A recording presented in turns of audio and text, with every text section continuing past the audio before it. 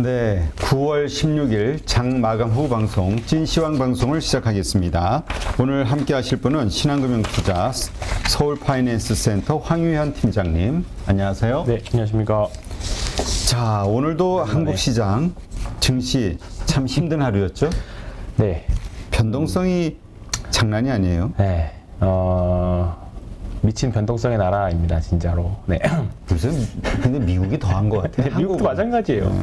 미국도 마찬가지고 한국도 마찬가지인데, 저도 뭐 주식을 투자하시는 방법이 뭐 트레이딩을 하시는 뭐 오랫동안 장기 보유가 원칙이라고 생각하시는 분도 많고, 한국 주식은 트레이딩을 해야 된다라고 생각하시는 분들도 한 2년 전이나 1년 전에 비하면 조금 늦은 것 같아요. 그죠? 근데 요즘 같은 경우에는 지수에 대한 희망을 기대기 좀 어렵다 보니까 트레이딩을 하고, 저도 이제 뭐 제가 권유하지 않아도 먼저 단타나 스윙 하자 하시는 분들도 많이 있는데, 이제 그런 분들이랑 이제 하루에 통화를 하다 보면, 제가 하루에 통화를 평균 내보니까 하루에 한 50통을 하는 것 같더라고요. 그래요? 50에서 60통 정도. 많이 짤 땐 70통 넘어갈 때도 있어요. 그러니까 뭐 길게 할 때도 짧게 할 때도 있고, 뭐 하다 핸드폰 통 합치면 그 정도 되는 것 같은데, 그래서 3시 반 넘어가면 그냥 책상에 그대로 팍 엎어지는 것 같아요. 지쳐가지고.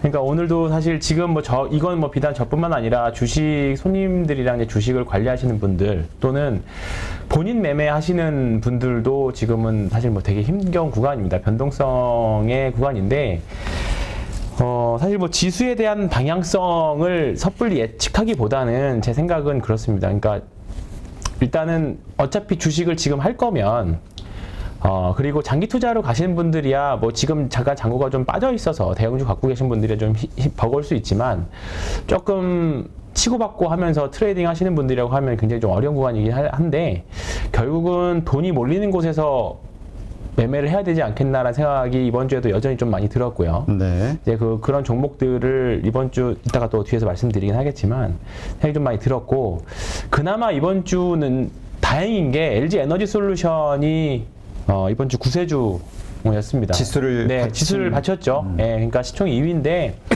LG 에너지 솔루션이 이번 주는 그래도 무슨 일 있었냐는 듯이 혼자서 올라가는 흐름이 나왔고, 그에 반해 삼성전자나 여기는 이제 하이닉스 보면 여전히 좀 좋지 않은 모습. 그나마 오늘 다행인 것은 양봉이 났어요. 예, 양봉이 났고, 요 조금 뜯어서 보면요, 삼성전자 분봉을 조금 보면 오늘 사실 장중 흐름 정말 별로 좋지 않았거든요. 네. 지수를 먼저 흐름을 좀 보면, 특히 코스피 말고 코스닥 지수를 보면 이거 코스닥 5분봉인데요. 5분봉인데 이것만 봤을 때는 거의 급락 차트. 그렇죠. 장중에 2번 급락이 나왔습니다. 장중에 12시에 한 번, 1시에 한 번. 그리고 이제 이렇게 되면 뭐 장중에 좀 단기 신용 물량들 청산되는 그런 흐름들도 좀 있었을 거고, 이게 급락이 나온다는 걸 보면 투매도 같이 있었다는 거거든요. 이때 개별 종목들을 보면 뭐 호가도 막 텅텅 비어 있고, 그냥 놀라서 매도하는 그런 물량, 손절을 부르는 그런 모습들도 좀 보여줬습니다. 근데 그에 반해서 삼성전자의 분봉이나 그 다음에 LG 에너지 솔루션의 분봉은 상대적으로 양호했다. 예. 오히려 오후 갈수록 오늘 LG 에너지 솔루션 지수 흐름이랑 거의 좀 비슷하죠. 네. 그에 반해서 삼성전자는 오히려 역으로 반대로 움직이는 모습을 좀 보여줬습니다. 근데 저번에 오늘 장중에 나왔던 게 연기금이 드디어 삼성전자를 지금 최근 한 4일째 연속으로 사고 있는 것 같은데, 삼성전자가 드디어 좀 연기금이 저가에서 받쳐서 사는지 뭐 위에서 사는지는 몰라도 일단은 좀 그런 부분들이 좀 지수를 그나마 견인하는데 도움이 됐습니다. 그러니까 근데 오늘 종목 변동성 엄청 심했어요. 그러니까 제가 느끼는 체감, 그러니까 저도 개인 투자자로서 시장에서 매매하면서 느끼는 체감은, 오늘 변동성은 체력적으로 엄청 힘들고, 또 이게 지수가 사실 좋으면 아무리 전화 통화를 많이 해도 사실 장 마감하고 지치지 않거든요. 그렇지. 이렇게 엔돌핀이 나오니까. 근데 지수가 이렇게 변동성도 심하고 어려우면 사실 장 마감 후에 다들 기진맥진한다라는 표현이 딱 맞을 겁니다. 근데 오늘 보면 딱 그런 느낌이었죠. 종목들도 어떤 거는 엄청 올라가고 어떤 거는 엄청 빠지고 막 그러니까 좀 그런 장이었는데, 그나마 막판에 다행인 거는 삼성전자가 양봉 났다는 거 하고, 그 다음에 최근에 제가 장 막판에 계속 흐름을 좀 보자고 말씀드리는 게, 외국인들 선물 흐름이잖아요. 여기 선물 흐름인데, 이거 다 지우고 이건 빼고 네, 여기 보시면 오늘 투자별 매매 종합을 보면 선물이 막 이게 외국인들이 1,000억 플러스로 끝났거든요. 좀 작아서 안 보이시려나? 이렇게 보면 1,000억 플러스로 끝났습니다. 근데 요게 의미가 있는 거는 그나마 오늘 시간대별 보면 선물 쪽 보면 예, 막판에 오늘 하루 종일 오전에 매도했었거든요. 외국인들이 선물 매도가 쭉 나오다가 이제 막판에 조금 돌렸어요. 요거 살짝 돌렸다고 한 마이너스 한 1,000억대에서 플러스 1,000억으로 돌렸다고 막판에 시장이 많이 올라와 많이까지는 아니더라도 뭔가 안심하게끔 만들었거든요. 그러니까 미국 시장도 그렇지만 우리나라 시장도 오늘 미국 시장은 선물 옵션 만기라서 변동성을 어느 정도 우리나라 시장이 감안했지만 전형적인 약세장의 특징이 금요일 날 오후에 약한 게 전형적인 약세장 특징이잖아요. 근데 오늘도 그런 모습을 좀 보여줬습니다만 그래도 다음 주에 변수는 굵직한 변수가 또 FOMC라는 변수가 있긴 하지만 그나마 조금 기대해 볼 만한 거는 단기적인 관점에서 기대해 볼 만한 거는 외국인들이 막판에 조금 순매수 해줬다는 거 이런 게 조금 의미는 있습니다. 근데 지금 보면 지수가 오늘 2,382로 끝났거든요. 2,382 결국은 2,400포인트 중심으로 플러스 마이너스 50포인트인 것 같아요. 그러니까 이번 주에도 한 2,400, 20, 30 넘어가니까 또 여지없이 또 2,400 깨고 내려오고 또 2,350포인트 이하로 거의 뭐 이제 2,300 깨로 가는구나 보여주다가도 또 막판에도 이렇게 땡겨 올려버리고 그런 장이 또 당분간 얘기되기 때문에 말씀드렸지만 하락장에서 개인 투자자가 녹아나는 게 아니라 이런 변동성장에서 퐁당퐁당 잘못하면 거기서 계좌가 녹아나는 거거든요. 그러니까 그 점은 당분간은 계속 될 거라고 봅니다. 왜냐하면 앞으로 변수 계속 있거든. 이번 주에 뭐 사실 CPI 변수가 있어서 시장에서 굉장히 고생을 했습니다만 다행히도 또 일정 부분 도 되돌림하는 모습들이 나오기도 했었고 이런 흐름들은 당분간 될 거라서 시황이 뭐 사실 2주나 3주 전이나 지금이나 사실 크게 변한 거는 없습니다. 그렇기 때문에 그런 점 감안하시고 트레이딩이 너무 어렵다 싶으시면 지금은 조금 비중을 줄여서 쉬시거나 아니면 그냥 가만히 아무것도 안 하고 있는 게 좋은 주식을 갖고 계시다라는 전제 조건 하에 그러니까 테마주를 엄청 올라 있는 테마주들을 지금 가만히 놓고 있다가는 영원히 그게 안 올 수 있는 테마주들도 있어요.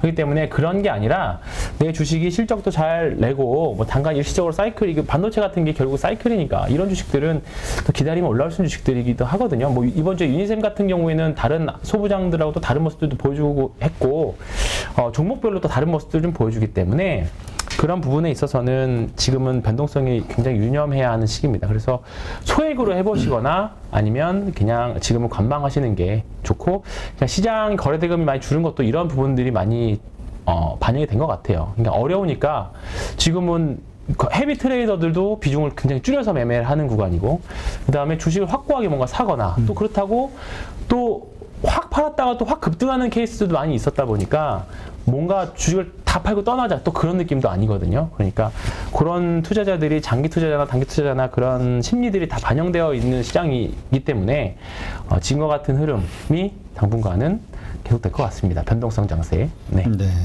알겠습니다. 네. 자, 이 변동성. 그래서 이 변동성에서 사실 많은 분들이 이제 잘못된 결정을 내리기가 쉽잖아요. 네. 네. 저점 매도, 고점 매수. 네. 어떻게 대응을 잘 할 수 있을까요? 어떻게 이 어려운 구간을 잘 보낼 수 있을까? 첫 번째는 저는 일단은 지금 어차피 주식을 매매를 해야겠다라고 하시면 트레이딩을 해보겠다. 네, 그래도. 트레이딩을 어차피 난 뛰어들었다 하시는 분이라고 하면 분할 매도밖에 답이 없습니다. 예, 그나마 그걸 해지할 수 있는 거고요. 내가 팔고 올라갔다고 해서 또는 사고 떨어졌다고 해서 아쉬울 거 하나도 없고 분할 매수와 분할 매도 전략이 가장 좋은 것 같고요. 두 번째는 양봉에 따라 붙는 거는 그러니까 오른 날 따라 붙는 거. 그러니까 시가대 양봉이라는 게 하락을 하더라도 이제 양봉이 날 수는 있거든요. 그러니까 시가가 너무 낮았다가 올라오면 근데 일단은 양봉이나 오른 날 따라 붙기보다는 음봉이나 또는 하락하는 날 한 3분할 매수. 저는 요즘에 3분할 매수 무조건 추천드리거든요. 3분할 매수가 뭐죠? 아, 세 번에 그러니까, 나눠서 사자. 1,000만 원을 사면 3번 나눠 사자. 기한은? 기한이요? 세 번마다 각각 사는 이유가 있잖아요. 살 때의 기준. 네네네. 어떤 기준으로? 그거는 종목마다, 그러니까 지지선들이 분명히 있을 겁니다. 뭐 단기 이평선이든 가격 지지선이든. 그러니까 뭐 저 같은 경우에는 개인적으로 15일선을 중심으로 보기는 하거든요. 그러니까 요즘에는 보면 15일선이랑 21선이랑 좀 약간 중첩돼서 많이 가기도 하는데, 고기를 일부러 깬 다음에 손절 물량 나오면 그거 물량 딱 잡아먹고 올라가는 케이스도 굉장히 많아요. 우리가 휩소라고 하는 속임수들. 그런 부분들도 있기 때문에, 그런 부분들이 그 획수도 있기 때문에 이 주식이 거래량 없이 하락하는 날, 특히 예를 들어서 고점에서 거래량 터지면 이런 거는 그냥 아니고, 오늘 대표적으로 LX 인터내셔널 이런 거 보면 그동안 사실 강했던 종목이었는데 오늘 음봉이 세게 났거든요. 이런 거 보시면 거래대금도 꽤 많이 터지고, 이런 거 보면 정말 기술적 분석에서 전형적으로 나오는 고점에서의 매도 신호거든요. 거래대금도 거의 뭐 사상 최고치 나왔고, 음봉도 굉장히 세게 나왔고, 이런 거는 굳이 분할 매수도 사실 필요 없어요. 그냥 리바운딩 하면 할 수 있긴 하겠지만, 굳이 다른 거 할 만한 거 많은데 이런 거 덤비실 게 아니라, 이런 게 아니라 그냥 하락을 하더라도 이런 LX 인터내셔널만 보면 사실 이런 구간이겠죠. 여기서도 뭐 장대 음봉이긴 할 수 있긴 하겠지만, 뭐 사실 고점 느낌에서의 음봉은 아니었기 때문에, 그게 아니라고 하면 뭐 이 정도 구간에서는 분할 매수할 수 있다라는 거. 이거는 정말 차트만 보고 말씀드린 거면 LX 인터내셔널 보는 게 아니라, 이런 부분들에서 분할 매수, 분할 매도 전략이 지금은 3분할 또는 4분할까지도 하면 됩니다. 그러니까 3분할에서 내가 첫 번째 산 것만 타고 올라갔다, 그냥 그것만 가지고 대응하시는 게 맞는 것 같고요. 그게 아니라면 그냥 어렵다라고 하면 소액으로만 또는 안 하시는 것도 지금은 추천드립니다. 왜냐면 너무 변동성이 너무 심해요. 특히나 이번 주 재생에너지들. 네. 지금 OCI 같은 경우가 이제 좀 분할 매수를 해봐도 되지 않을까라고 생각하는 종목인데, 우리가 태조 이방원 중에서 태로 묶여있는 태양광, 그 다음에 뭐 태양광을 대표하는 이제 재생에너지를 대표해서 태양광 붙어 있지만, 풍력이나 그 다음에 태양광이나 수소나 이 정도는 분명히 계속 퐁당퐁당이 나오거든요. 그러니까 이런 OCI만 봤을 때는 이 구간이 굉장히 좀 어렵겠죠. 근데 보시면 하락할 때 거래량이 없이 그냥 줄줄줄 밀렸다가, 어제 OCI 같은 경우에는 이제 신규 시설 투자 공시가 나오면서 급등이 나왔거든요. 그러면 이런 날 또 매도하고 그동안 모아왔던 거, 이 정도면 한 4분할 매수가 다 됐겠죠.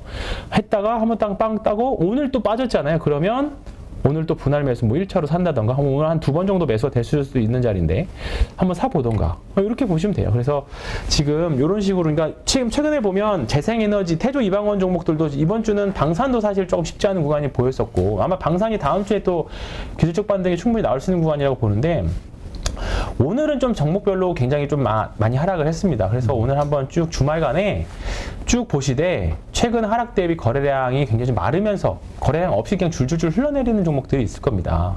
특히 거래량 없이 급락하는 종목들 보일 거거든요. 이제 그런 종목들을 다음 주에 한번 분할 매수했다가, 저는 한 스윙으로 가져가면 한 7% 정도가 합리적인 수익률이라고 보거든요. 수수료 제외하고. 그러니까 7% 정도 목표, 또는 시가총액 큰 종목들은 3에서 5 정도 보시는 게 딱 맞는 것 같아요, 요즘은. 그래서 이게 단타가 뭐 불편하실 수 있지만, 지금은 그렇게라도 조금 뭐 많이 하겠다라고 하시면 그 정도의 목표치 잡고, 특히 이번 주에 좀 많이 빠졌던 게 OCI도 그렇지만 하나솔루션도 드디어 이제 조금 이제 조정이 나오기 시작했거든요. 네.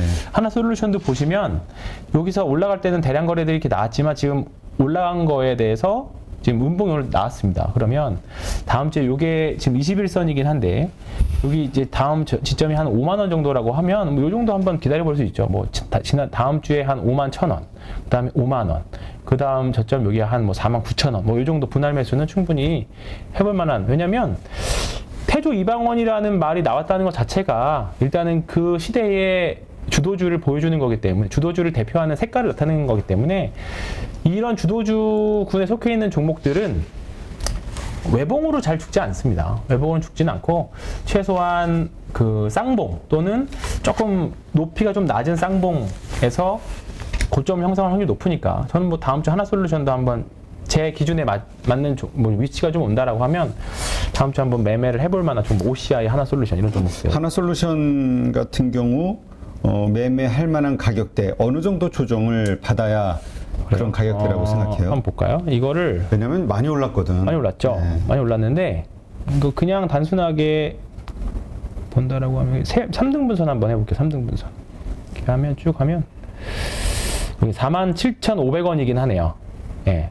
이거를 47,500원 하고 그 다음에 4등분선 하면 네 5만 원 정도 나오네요. 일단 1차는 한 5만 원 정도면 충분히 해볼 만할 것 같습니다. 저는 네 5만 원 정도. 그러니까 이평선이 다음 주에 한 번 더 오늘 만약에 미국 시장이 하락해서 다음 주에 시장 영향으로 한번 정세적으로 종목이 한 번 더 밀린다라고 하면 5만 원 정도가 한번 충분히 해볼 만한 우리가 흔히 말하는 라운드 피겨 가격도 되고, 그 다음에 이게 고점 대비 이 상승률을 100으로 놨을 때, 이 핑크색 선이 상승률을 100으로 놨을 때 25%의 되돌림인 거거든요. 네. 그러니까 그 정도는 충분히 해볼 만하다. 거기서 1차, 그 다음에 47,500원에서 한 2차, 이 정도. 이게 3분의 1, 33% 조정. 네. 그 정도는 충분히 해볼 만한 눌림목 구간이 될 수 있는 가격이라고 생각합니다. 네. 근데 이제 반대로 이게 안 됐던 종목이 조선주들이 최근에 또 다시 안 좋거든요.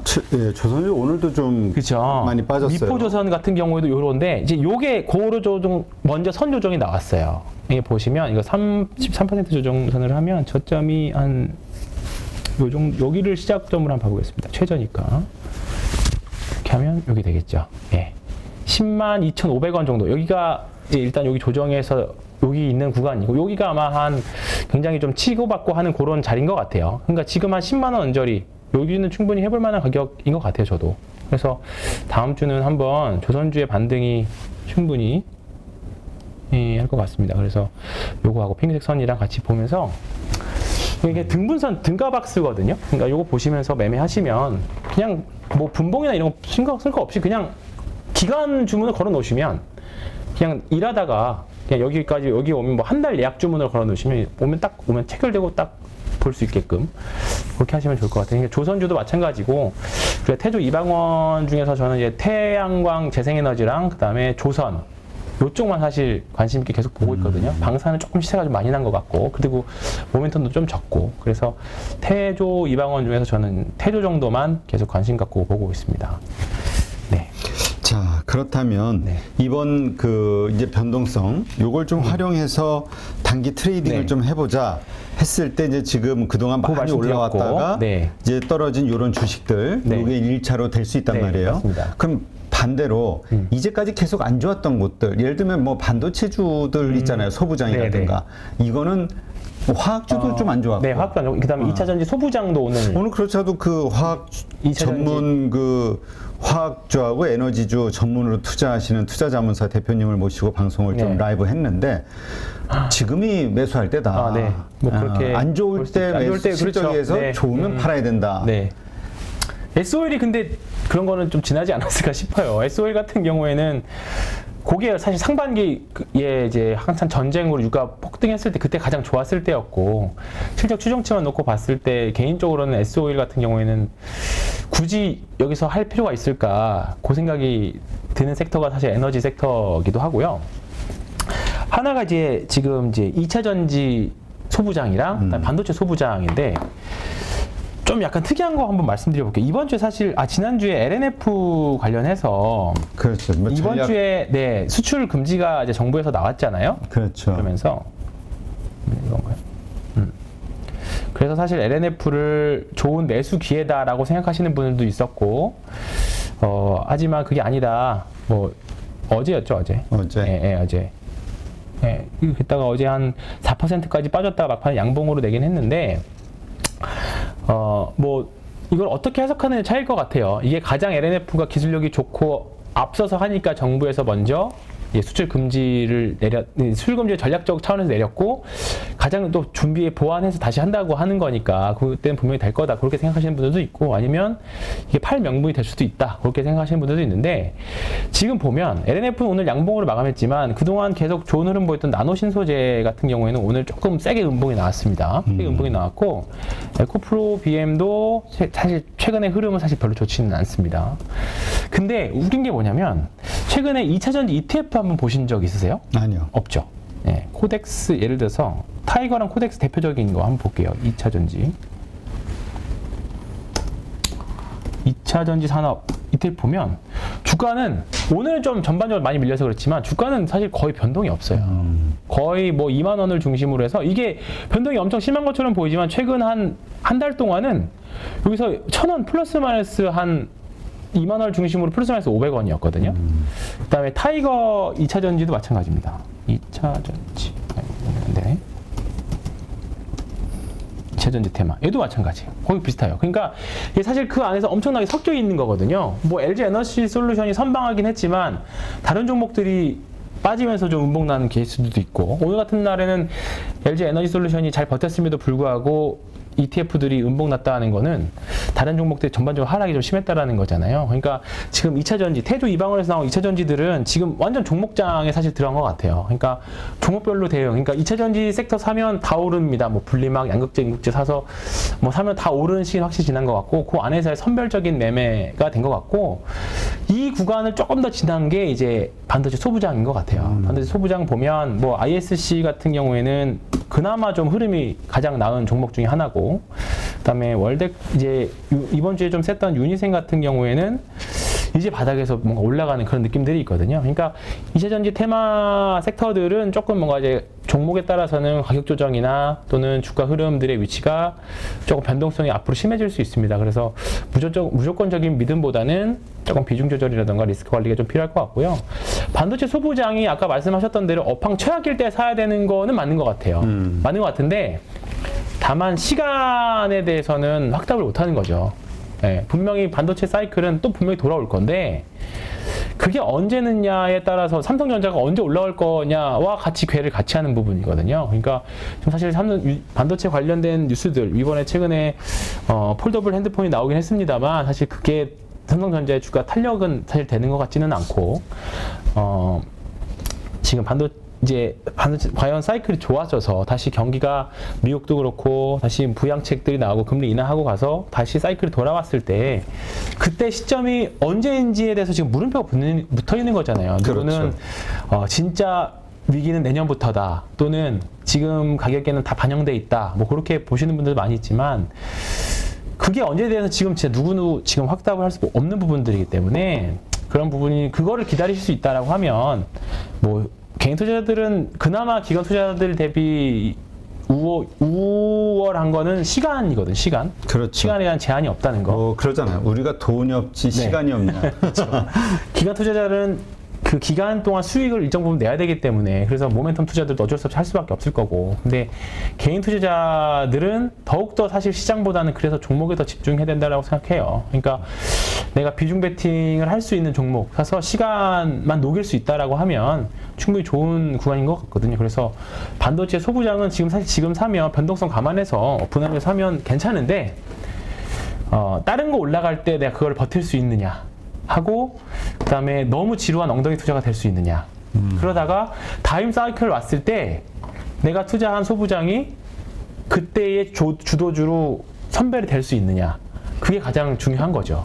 네, 그래서 저는 지금 굳이 먼저 선제적으로 들어갈 필요 없이 나중에 조금 시간 지나고 나서 바닥에서 어느 정도 잡히고, 바닥에서 뭔가 장대 항목도 빵빵 나오는 것들이 생기고 나면 그때 진입해도 전혀 늦지 않다. 자, 우리 오랜만에 예전에 좀 공부했던 내용인데, 자, 바닥을 알리는 시그널이 무엇일까? 이제 보통 거래량으로 판단하자, 이 얘기를 했었는데, 그 부분을 좀 한번, 왜냐하면 또 새로운 분들도 있고 잊어먹고 있는 분들도 있으니까, 이 반도체주가 됐든 뭐가 됐든 아까 나왔던 하나솔루션이 대표적인 신호였죠. 네.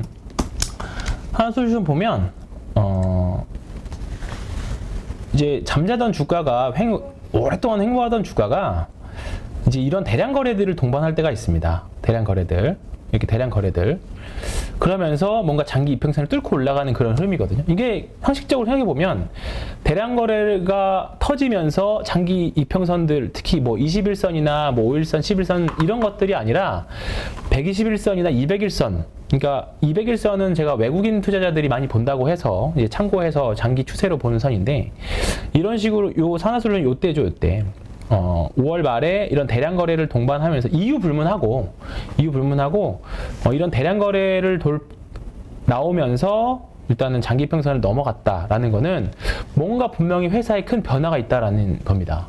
근데 그 금액이, 저는 절대 금액이 일단 한 500억은 보거든요.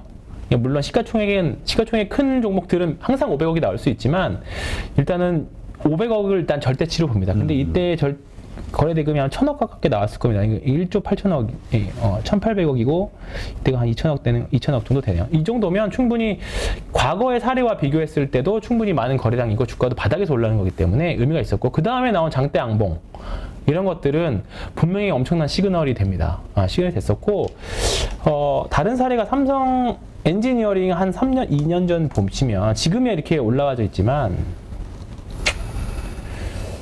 고점 신호는 저도 사실 많이 아직 의문이긴 합니다만 바닥에 대한 신호들 이런 거 있죠, 이런 거.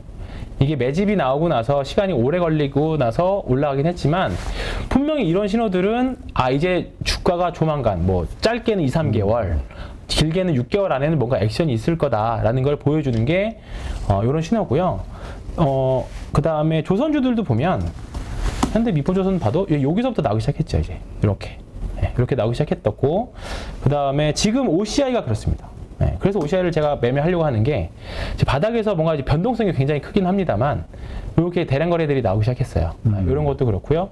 그 다음에 지금 주가가 제일 셌던 현대 에너지 솔루션. 그렇지. 네. 이것도 보시면 다 이렇게 있습니다. 이렇게. 네.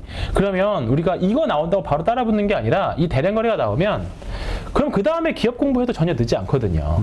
그 다음에 예를 들어서 현대에너지솔루션 이때 빵 떴어요. 그러면 그때부터 리포트 찾아보는 겁니다. 그러면 여기서 돈을 실어도 될지 안 될지 고민하는 거죠. 그래서 IT 소부장이나 2차전지 소부장들을 볼 때 예를 들어서 유니센 같은 경우에는 이제 여기서 이제 대량 거래가 나왔거든요. 그러면 그때부터 이걸 공부하는 거예요. 이게 왜 올라갈 수 시장에서 왜 이렇게 많은 대량 거래가 나왔을까?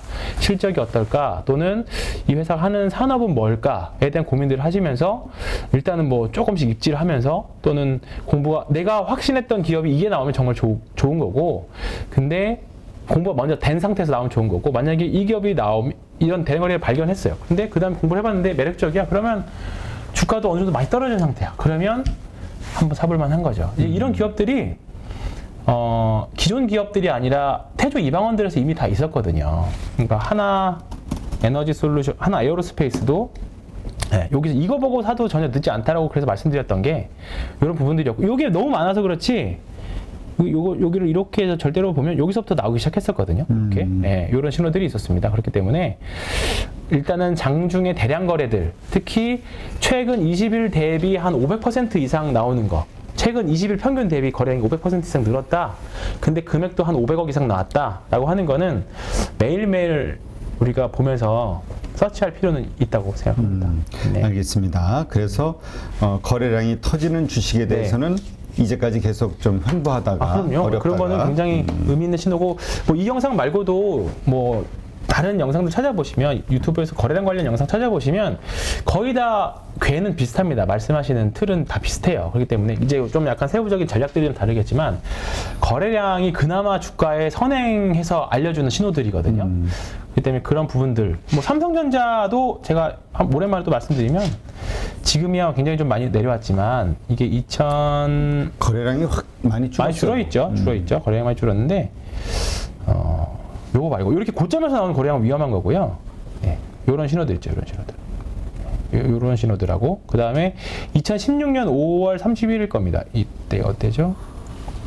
여기 요 신호 요런 거 그래서 삼성전자 요런 걸 기대하고 있어요.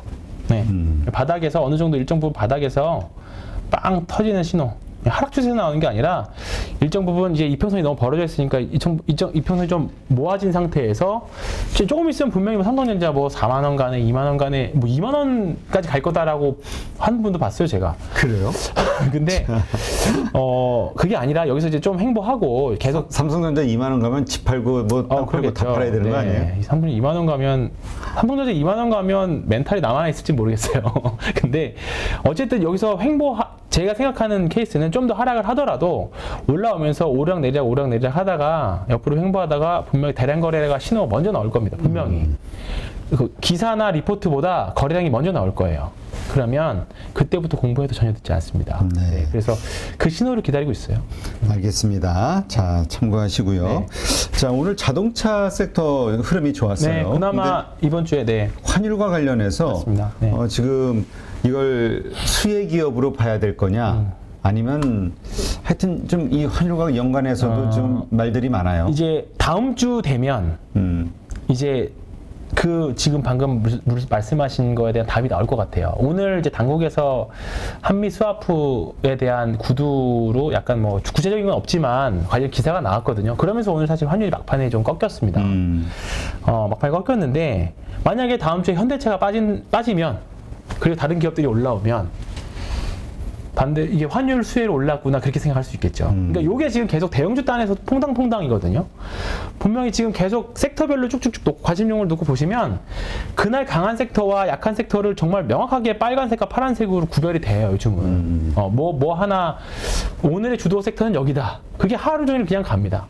그런데 다음 주에 자동차가 이번 주에 상대적으로 에너지 솔루션과 같이 버텼는데.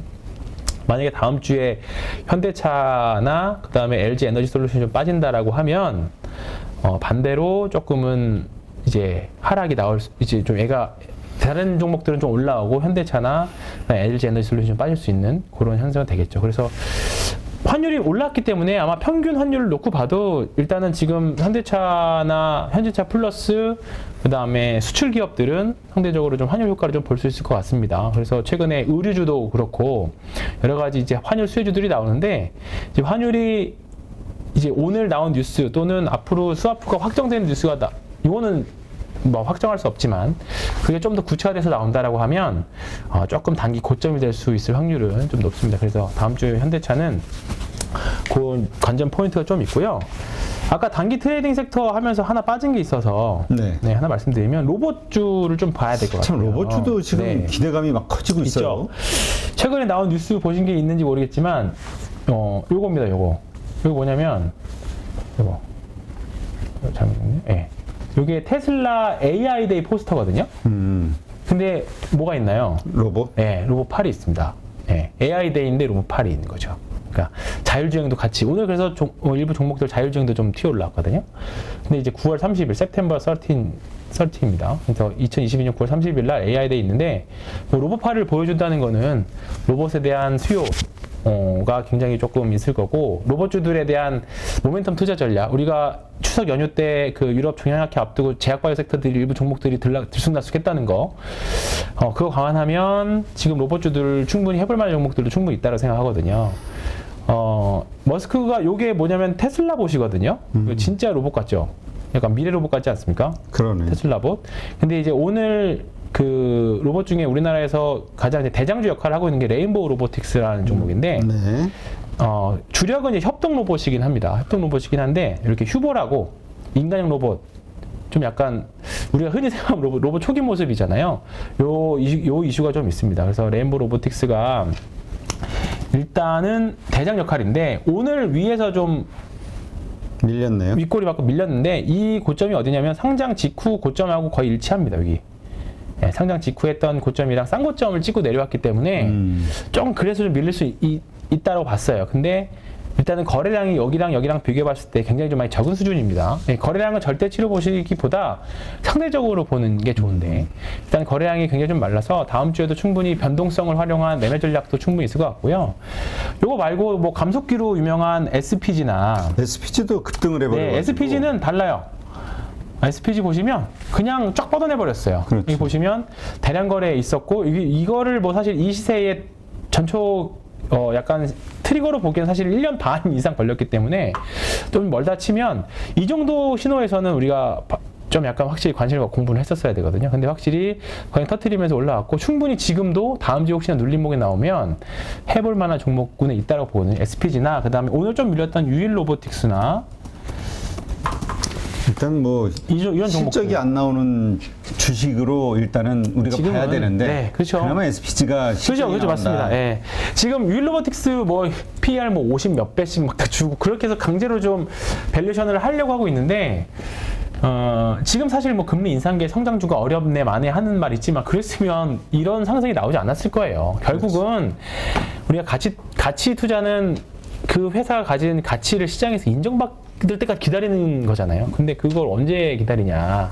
그래서 저는 개인 투자자들은 가치 투자도 가치 투자지만 성장주를 매매하시는 게 그래도 꿈 있는 성장주들 매매하시는 게 꿈과 정정하겠습니다. 꿈과 실적도 동반한 실적이 그래도 조금이라도 나오는 그런 종목들을 매매하시는 게 좀 낫지 않을까 싶은데 그래서 오늘 자율주행 같은 것도 오늘 관련주들이 조금 모트렉스 같은 종목도 좀 급등을 했었고 하니까 9월 30에 있을 AI 데이 앞두고 충분히 한 모멘텀들이 있을 거라 고점에서 따라붙지 마시고 누림목에서 분할 매수해서 적당하게 또 수익 나면 또 매도하고 나오시고 뭐 예를 들어서 팔고 이런 장대 양봉이 나왔다 라고 하면 뭐 어쩔 수 없죠. 그건 어쩔 수 없고 아쉬워할 거 없습니다. 그럼 또 누림목 기회를 또 줄 수 있을 테니까 그런 종목들 매매하시면 됩니다. 뭐 오늘 대화제약 같은 경우에는 이렇게 급등을 했었거든요. 네. 이런 것들 사실 내용이 크게 엄청 있지도 않고 이런 것들이 이런 눌림목 자리 이용해서 보시면 이게 장중에 상한가 갔었는데 상한가 갔다가 음봉 나왔는데 거량이 굉장히 많이 줄었잖아요. 이런 게 전형적으로 아마 하실 만한 종목들이거든요. 눌림목에서. 그러니까 이런 패턴들 결국은 차트 매매나 트레이딩, 수급 트레이딩 하실 거면 결국 패턴을 자기가 좋아하는 패턴 또는 성공률이 높은 패턴들을 찾으셔야 되는데 이런 패턴들, 대화제약의 분봉 패턴들 이런 거 잘 고민해 보셔가지고 이런 거죠. 장중에 상한가 한번 갔다가 밀렸는데 밀리는 자리가 옆으로 횡보하다가 빵 뜨고 이런 식으로 이런 거 보시면 좋을 것 같아요. 알겠습니다. 자, 일단 환율과 관련해서 지금 아까 말씀하셨듯이 그건 이제 우리 쪽이 일방적 구애 아니에요? 그럴 수 있어요. 미국 쪽은 쉽지는 않을 것 같은데 한미 공동 관심사라고 기사가 나긴 했는데 뭐 우리가 관심이 많은 거죠. 우리가 관심이 많죠. 네. 거기에 이제 일단 질문하면 답은 해줘야 되니까. 그렇죠, 네, 맞습니다. 왜냐하면 그런 얘기도 있더라고. 우리가 또 스와프 맺은 국가들 가운데서 지금 상황이 안 좋은 국가들이 여러 개 있잖아요. 네, 맞습니다. 저 터키부터 네. 시작해가지고. 네. 그냥 우리 미국 입장에서는 사실 한국이랑 해야 돼? 그럴 수도 있죠. 그렇죠. 네. 자, 일단 그거를 너무 또 크게 기대하면 안 될 것 같아요. 네, 맞습니다. 네. 무조건적으로 다행히 환율이 막판에 좀 꺾여지긴 했습니다만 다음 주 그래도 저는 기대하고 싶네요. 다음 주 좀 올라올 걸로. 네. 알겠습니다. 자, 지금 미국 내에서도 지금 본격적인 하락이 이제 올 것이다. 이거 주장하는 뭐 골드만삭스하고 JP모건하고 특히 이게 뷰가 완전히 다른 것 같은데 아니다. 바닥이고 이제 좀 올라갈 것이다. 서로. 근데 저는 그런 가운데서 대형 헤지펀드들도 보면은 쇼 쪽에다 건 데도 있고 뭐 그렇죠. 레이달려 근데 이게 맞춘다기보다 자기가 그러니까 그렇게 베팅 해놓고 얼른 플레이 하는 것 같기도 많이 하죠. 네. 그렇지. 자, 우리가 이러한 상황에서 다음 주 이제 FOMC 회의도 있고 금리 인상이 있을 거란 말이에요. 75가 될지 100이 될지는 모르겠으나 어떻게 우리가 이 상황을 지켜봐야 될지 대응을 해야 될지 이제 주식 비중을 막 줄이자 이런 분도 있고 저는 일단은 현금은 마음의 평화를 위해서라도 현금이 있으면 손절을 해서라도 현금이 있으면 그러니까 손절을 못 하신다는 거는 내가 팔고 올라갈까 봐 그런 건데 현금이 좀 있으면 일단 마음이 좀 편해져요. 예, 일단은 현금이 있으면 마음이 편해진 그 심리를 좀 가지셔야 되고 단타를 하더라도 분할 매수를 하면 그렇게 편할 수가 없습니다. 그러니까 팔고 내가 1차 매수밖에 안 했는데 올라가면 아쉽지만 하락했을 때 그 똑같은 감정의 절대값을 씌워서 본다라고 하면 하락했을 때 현금 가지고 있는 게 훨씬 더 편안함이 더 크거든요. 그러니까 지금은 사실 시장에 대한 방향성 지금은 아무리 다 어떻게 다 두들겨 봐도 하락 확률이 훨씬 더 높은 건 맞아요. 하락 확률이 높은 건 맞습니다. 근데 그 바닥을 어찌 우리가 알겠습니까? 2018년 말에도 그랬습니다. 2018년 말에도 제 감정이 뭐였냐면 2018년 10월 이후에 그러니까 요게 그때 보면 자 2018년 그때도 제 감정이 어땠냐면요. 이게 코로나였고요. 여기. 네. 2018년 8월달 이때까지만 놓고 보시면 여기 이렇게 저 차트를 보면 한국에서 장기 투자는 안 된다 이 얘기가 나올 수밖에 없죠. 오르다가도 또 빠지고 박스권 오르다가 또 빠지고 보시면 코스피 이 코스피 한번 봐보세요. 여기 지금이랑 사실 좀 비슷하지 않나요? 지금이랑 지금 이랑 좀 비슷하죠. 이때만 해도 주식은 끝났구나. 한국에서 주식으로 돈 버는 건 끝났구나 그 생각이었어요. 근데 또 꾸역꾸역 올라갑니다. 꾸역꾸역 또 이렇게 올라왔어요. 이건 코로나였고 그리고 나서 이제 이런 상황을 맞은 거죠. 근데 지금 보면 지금도 이런 상황이에요. 지금도 이런 상황입니다. 그때보다 오히려 더 양호할 수 있죠. 요때가 2018년 8월에 그런 느낌일 수도 있고 2018년 8월에 이제 미중 무역 분쟁 막판이었거든요. 금리 인상 이제 인상기 마지막이었고 근데 지금 요 구간이니까 어떻게 보면 일정 부분 좀 반영돼 있을 수도 있는데 다만 이제 지금 무서운 건 뭐냐면 금리를 어디까지 올릴지 모르겠다는 거 하고 이제 그 더 윗질문이 사실 인플레가 언제 잡힐지 모른다는 거잖아요. 지금은 연준에서의 그 비둘기파들도 일단은 인플레 잡아야 된다가 일단 1번이거든요. 그렇기 때문에 이번에 CPI 충격이 아마 그렇게 나왔던 거고 아마 잭슨홀 미팅 때 일부러 그렇게 코멘트를 하지 않는 생각이 좀 들어요. 그러니까 지금 그때 좀 더 거슬러 올라가면. 그 이경민 팀장하고 좀 네. 방송을 해보니까 결국은 그 이 팀장도 얘기하는 게 그거더라고. 그 오죽 시그널이 안 좋았으면 네. 그렇게 강한 이야기를 연준 위원들이 지속적으로 했을까? 적극적으로 했을까? 아니면 저는 자산시장 한테 오히려 경고를 하기보다 완급 조절하는 거라는 생각도 좀 들어요. 왜냐면 사실 8월 달에 좀 일정 부분 반등이 나왔던 게 내년부터 금리 인하에 대한 기대가 있어가지고 올라온 거잖아요. 근데 연준에서는 지금 금리 인하 생각이고 자기네들은 인플레가 잡힐 생각이 일단은 안 보이고 그 다음에 금리 인하 생각도 아직은 없는데 니네들이 지레짐작으로 주가가 올라오네? 그럼 그 전에 이렇게 가다 나중에 더 세게 맞을 수도 있으니까 먼저 약간 시그널을 준 거라고 생각할 수도 있습니다. 그래서 저는 잭슨홀 때 그 코멘트 이후에 좀 그냥 아팠지만 그리고 이번에 CPI로 또 아팠지만 이런 과정이 치고받고 해야 악성 물량들도 해소되고 나중에 올라갔을 때 나중에 금리 인하 시그널이 나왔을 때 진짜 세게 반등 타이밍이 나올 수 있을 거라고 보거든요. 그래서 지금은 금리 인하에 대한 예상 감히할 수 없고 그다음에 물가 인플레가 언제 잡힐지 모르고 그다음에 전쟁이 언제 끝날지도 모르는 지금 3대 미스테리잖아요. 그러니까 그런 부분들이 조금 보일 때 이거 자체가 예상하는 게 뭐 능력이라면 능력인데 그거는 사실 좀 너무 어려운 것 같고 지금은 그래서 특히나 개인 투자들 시장 맞추기보다 지금은 철저하게 종목에서 내가 종목 분석이 맞다라고 하면 분명히 굴곡은 있더라도 분명히 올라올 거거든요. 나중에 때가 되면. 그렇기 때문에 뭐 굳이 그러니까 지금 현금 갖고 더 떨어지기를 뭐 예를 들어 2,000포인트, 2,200포인트 이하 간다. 라고 생각하신 분들은 내가 시장을 맞추겠다라는 거잖아요. 저점을 맞추겠다. 마켓 타임을 맞추겠다.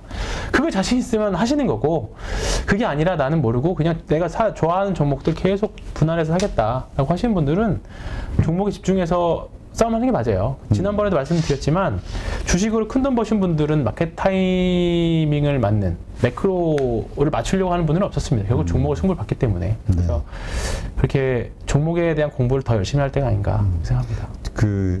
저 무슨 주식농부 박용옥 회장님 인터뷰를 좀 어떤 행사에서 하게 돼 있는데 그것 때문에 이제 전화를 하셔가지고 이제 본인의 그 투자 철학에 대해서 쭉 전화상으로 막 열심히 이야기를 하시더라고. 근데 들어보니까 그분은 주식 투자도 사업처럼 해야 된다. 그러니까 철저하게 조사를 하고 기다릴 줄 알아야 되고, 뭐 그러면서 어쨌건 지금의 시점을 외국인들이 매도를 어쨌든 한국 주식 비중을 줄이면서 우리가 헐값에 살 수 있는 기회가 왔는데 왜 지금 쪼냐 그런 이야기더라고요. 주식 그래서 어려운 것 같아요. 이게 주식이 진짜 운이 너무 많이 내가 공부한 대로만 되면 사실 정해져 있잖아요. 머리 좋으신 분들 그런 분들이 돈을 다 벌었을 텐데 분명히 주변에 보면 그러지 않거든요. 엉덩이 무거우신 분들이 다 이겼어요 결국은.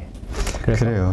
이게 이제 시간이 지나 보면 이제 또 우리가 결과가 나오겠죠. 어떻게 이런 변동성 장세에서 어떻게 대응했는지 그거에 대한 결과가 어떻게 나올지 분명히 이제 곧 나올 텐데 하여튼 이러한 뭐 실수를 하든 잘 대응을 하든 잘 기록을 좀 하는 게 필요할 것 같아요. 이게 이제 결국 우리 실력을 올릴 수 있는 거니까.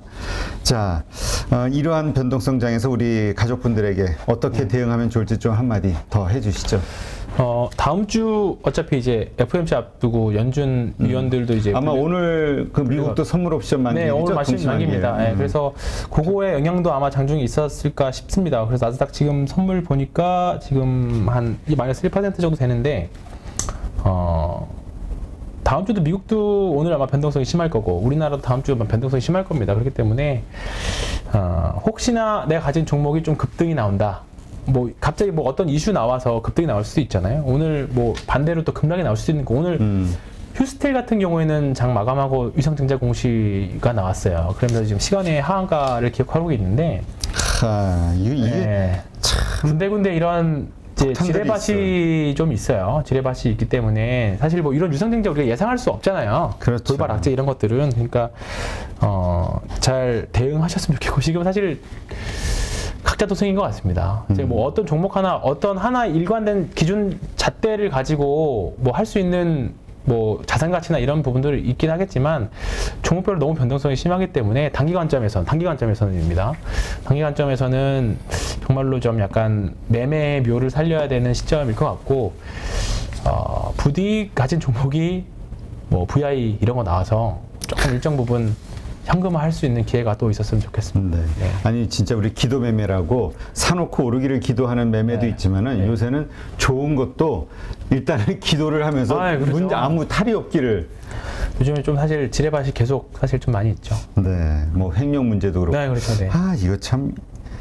그러니까 이제 한국 시장에 대해서 이제 염증을 내시는 분들도 있는데, 근데 또 참 그 우리가 한국 주식을 또 무시를 하고 터부시해 버리면 결국 이게 또 한국 경제를 돌아가게 하고 이게 또 우리의 생활에 네. 큰 영향을 미치니까 마음 같아서는 확 떠나고 싶은데 지금 아마 환율도 너무 비싸고. 그렇죠. 미국 주식 그나마 하시는 분들은 환율 덕에 조금 그나마 커버를 그렇죠. 하실 수 있을 거기는 한데 제 주변에 자산가 분들은 오히려 환전하고 계세요. 네, 조금씩. 그러니까 뭐 환율 전문가 분들 많이 있긴 합니다만 오히려 그것보다 이제 더 정확한 거는 그 필드에서 뛰시는 중소기업 오너분들이나 저는 환 담당하시는 임원분들이거든요. 근데 오히려 그분들은 1,490원 넘어가니까 조금씩 원화로 환전을 하시긴 하더라고요. 네. 그러니까 그분들 이번에도 정확한 거 아닌가 그 생각이 계속 드네요. 네. 알겠습니다.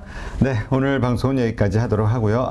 우리 네. 그 댓글로 이제 그런 것들이 좀 올라오는데 그 모바일 포인트, 포인트 모바일, 네. 포인트 기다리고 모바일. 있습니다. 예, 네. 일단 그 상황, 뭐 별 진전은 없는데 네. 어쨌든 그 상황에 대해서 좀 모르는 분들, 그러니까 궁금해하는 분들이 너무 많더라고요. 일단은 이것도 사실 많이 운이 없다라고 계속 볼 때마다 드는데 일단은 6개월이면 해소될 수 있는 문제고 그다음 되는 문제라고 봤습니다. 일단은 9월이 좀 변수가 될 것 같은데요. 제가 다른 주변 회계사 분들한테 아무리 물어봐도 그러니까 전혀 이해관계가 없는 분들한테 물어봐도 재무제표 좀 봐달라. 이거 왜 한정 나왔느냐. 감사 범위 제한으로. 6개월은 어차피 공시 많이 보셔서 아시겠지만 6개월 반기보고서는 작년께 해소가 안 됐기 때문에 계속 연속적으로 한정이 나온 거고요. 이거는 회사가 조금만 더 부지런하게 했으면 해결될 수 있는 문제라고 계속 말씀들을 해주시거든요. 다른 회계사들이. 근데 일단 그게 이게 그렇게 6개월 회사가 부지런만 했으면 해소할 수 있는 문제를 왜 이렇게 끌고 왔을까에 대한 이제 의문이 생기다 보니까 뭐 횡령이니 뭐니 이런 코멘트들이 계속 뭐 의심을 낳는 거죠. 근데 아마 횡령에 대한 여지가 있었다라고 제 생각입니다. 횡령에 대한 부분이 있었다라고 생각을 하면 이번 단기 보고서에도 그런 관련 코멘트들이 분명히 있었을 겁니다. 네. 근데 반기 보고서, 검토 보고서 보시면 아시겠지만 작년하고 같은 건으로 인해서 그 위의 건은 발견되지 않았다라는 반기 보고서 이제 검토 결과가 있었기 때문에 일단 지금은 이 종목도 기도하고 기다리는 것밖에 지금은 없다고 생각합니다. 그러니까 지금 별로 진전된 사항은 없다. 진전된 사항은 이제 회사가 이제 제가 알기로는 이제 빨리 이번 9월 달에 반기 보고서가 이제 작년 거 보고서가 이제 다시 재감사 받는 걸로 알고 스케줄이 있는 걸로는 알고 있거든요. 근데 이제 그게 통과가 되면 반기 보고서도 다시 받고 그렇게 하면 좀 되겠죠. 알겠습니다. 하여튼 좋은 소식이 저도 꼭 나왔으면 좋겠습니다. 하여튼 그 특이한 사항이 생기면 바로 알려주시는 걸로 하겠습니다. 네, 오늘 방송은 여기까지 하도록 하고요. 이제까지 신한금융투자 황유연 팀장과 함께했습니다. 수고 많았습니다. 네, 고맙습니다. 네, 가족분들 오늘 하루도 고생 많으셨습니다. 예고해드린 대로 항상 있었던 토요일 12시 우리 대입장 김용옥 선생님 하고의 방송은 일요일 12시로 연기가 되었습니다. 네, 그거 좀 기억해 주시고요. 그러나 내일 저녁 8시 김민수 대표의 주간 진시황, 그 다음에 일요일에 저녁 8시 역시 민재기 팀장 주간진 시황은 예정대로 가니까요. 네, 잘 기대해 주시면 좋을 것 같습니다. 네, 내일 뵙도록 하죠. 고맙습니다.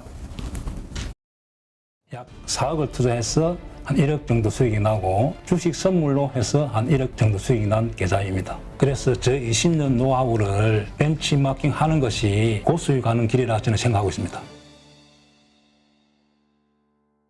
네, 이번에 8.15 캠퍼스에서 정말 특별한 교육 프로그램을 준비했습니다.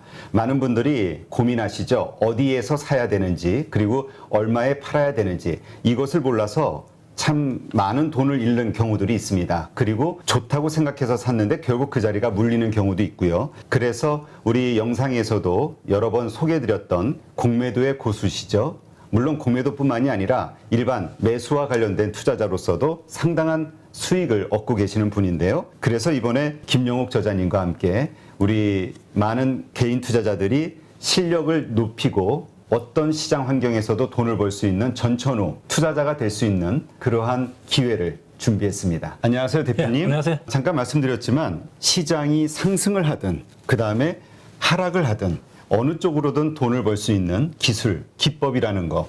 네, 이거가 상당히 우리 개인 투자자들에게는 매력적인 포인트가 아닐까 생각이 돼서 이번에 정말 삼고초려해서 모셨는데요. 최근에 성적이 어떠신지 여쭤봐도 될까요? 저는 전업 투자자이기 때문에 그냥 월 단위로 손실 난 달이 거의 없다시피 합니다. 그래서 꾸준하게 수익을 내고 있습니다. 최근에 제가 공매도에 대해서 주간 동화하고 대담을 했는데 거기에 그 계좌 인증을 하라 해서 제가 계좌 인증을 한 계좌가 2개가 있습니다. 그것을 자료로 첨부하겠습니다. 자, 여기 계좌 보면 하나는 CFD 계좌 약 4억을 투자해서 한 1억 정도 수익이 나고 주식 선물로 해서 한 1억 정도 수익이 난 계좌입니다. 아, 네. 그럼 2월 달에만 2억 정도의 수익을 올리셨다. 예, 대표적으로 이제 공매도 자리를 잘 잡으면은 그렇게 수익이 난다는 것을 제가 보여준 거죠. 그래서 정말 시장이 떨어지거나 혹은 상승하거나 양쪽에서 이제 돈을 벌 수 있는 네, 그런 기법을 가지고 계시기 때문에 상당히 특별하다. 저도 그렇게 생각이 되는데요. 공매도와 일반적인 우리 주식 투자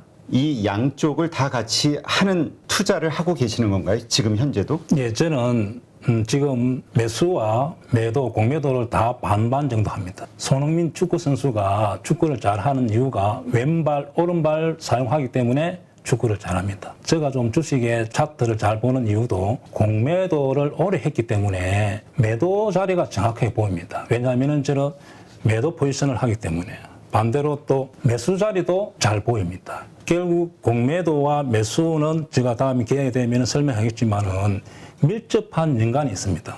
그래서 일반 투자자들도 쉽게 배우면은 성률이 한 90% 정도 나올 수 있도록 교육을 할 수 있습니다. 공매도를 활용해서 오히려 사야 되는 자리들을 알 수 있는 거잖아요. 네, 맞습니다. 이러한 것과 관련된 기법들은 어떤 것들이 있나요? 간단하게 4가지 기법을 저도 실제 매매를 해서 이제 검증한 기법인데 강남 나이트 기법이라고 우리 땅은 강남이 최고 좋잖아요. 차트상에서도 그런 강남 자리가 성률이 한 80%, 90% 나오는 자리가 있고 신고가 자리. 네. 또 하나는 급락에서 턴, 그 다음에 윗꼬리 거래 극강 기법이라고 4가지 기법을 통해서 매수로서는 충분히 개인들이 수익을 낼 수 있습니다. 또 공매도 자리는 2군데, 저점에서 공매도 자리, 고점에서 공매도 자리 2군데만 배우더라도 충분히 개인들도 적용해서 수익을 낼 수가 있습니다. 네. 네. 그런데 많은 분들이 또 오해하실 수 있는 게 공매도에 대해서는 워낙 이미지가 안 좋기 때문에 그러니까 개인 투자자들이 희생을 그 외국인과 기관의 어떤 불공정한 공매도로 인해서 희생을 받는다라고 생각을 하는 피해의식을 가지고 있는 분들도 있거든요. 그러나 이 공매도에 대해서 명확하게 이해를 하고 있다면 공매도를 쳐서 돈을 버는 것도 가능하지만 공매도 치는 자리를 피할 수 있는 안목이 생길 수도 있는 거겠죠? 제가 이제 공매도를 안 하더라도 공매도 치는 자리를 알기만 하더라도 개인들이 매수를 실수 안 하기 때문에 계좌의 수익에 큰 도움이 됩니다. 네. 모든 주식 거래를 코스피 300, 그다음에 코스닥 200, 소위 우량주 중심으로만 한다라고 말씀하셨거든요. 거기에는 뭐 어떤 특별한 이유가 있을까요? 예, 제가 이제 20년 동안 전업 투자하면서 개별 종목, 이제 테마주와 잡주들을 매매하다 보니까 럭비공처럼 어떻게 튈지를 예측을 할 수가 없습니다. 그래서 운에 맡기는 매매를 많이 했다는 거죠. 네. 그래서 우리가 개인 투자자들이 그런 매매를 많이 해서 어떤 경우는 수익 났다가 손실 났다가 그 결과를 알 수가 없기 때문에 손실이 많이 납니다. 따라서 무랑주 위주로 하다 보면은 예측이 가능합니다. 네. 이 차트상에서 상승 차트가 보이고 하락 차트가 보인다는 거죠. 그래서 코스피 300, 코스닥 200, 즉 500 종목 이내에서만 주로 매매를 하기도 하고 교본에 교육할 예정입니다. 수강생들이 등록을 하게 되면 VOD 강의를 들으면서 그 다음에 월 2회 우리 저자님과 실시간 소통을 하면서 배워나가게 되는데 그 기간 몇 개월 정도 배우면은 우리가 그래도 이 교육 과정을 마무리하게 될까요? 저랑 단기 교육을 받고 저 매매하는 거와 여러분들 매매했던 교육생들 같이 피드백을 받아야만 실력이 좋아지고 결과가 좋게 나온다 봅니다. 그래서 한 12개월 정도 교육을 마치면은 회원들의 한 90% 정도가 수익을 날 수 있도록 그런 교육생을 제가 만들고 싶습니다. 이 영상을 통해서 우리 8.15 캠퍼스에서 진행하는 김용옥 저자님의 투자 기법을 배우려고 관심을 가지신 분들, 이런 분들에게 마지막으로 한 말씀 하신다면 어떤 말씀이 있을까요? 자, 주식을 어렵게 배우려고 하지 마시고 고수의 기법을 벤처마킹 하는 것이 시간과 경제적으로 전략이 됩니다.